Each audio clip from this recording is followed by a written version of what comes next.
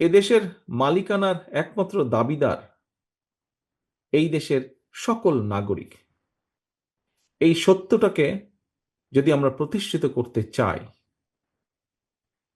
করতে চাই, তাহলে মানুষের ভোটাধিকারের প্রশ্নে গণতন্ত্র প্রতিষ্ঠার জন্য বাক স্বাধীনতার পক্ষে একটা অবাধ সুষ্ঠু সুষ্ঠু নির্বাচনের পক্ষে আমাদের সকলকে ঐক্যবদ্ধ হতে হবে। অর্থাৎ একটি অ্যাকাউন্টেবল অবস্থা দেশে তৈরি করা একান্তই প্রয়োজন। এবং আমরা যদি সেটি করতে সক্ষম হই, এখানে আপনারা আপনাদের কবি সাহিত্যিকবৃন্দ, আপনারা যারা বক্তব্য রেখেছেন, আপনাদের বক্তব্যে যারা আপনারা লেখার স্বাধীনতার কথা বলেছেন, মত প্রকাশের স্বাধীনতার কথা বলেছেন,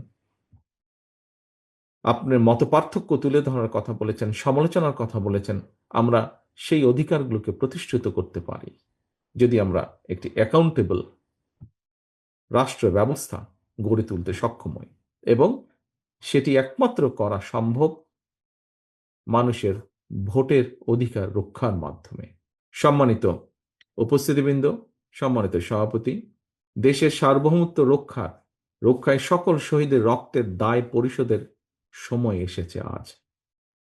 এই দেশের একজন কৃতজ্ঞ সন্তান হিসাবে আজ এই সুন্দর অনুষ্ঠানে আপনাদের আমাদের সকলের কণ্ঠে ঐক্যের প্রতিধ্বনি উচ্চারিত হোক।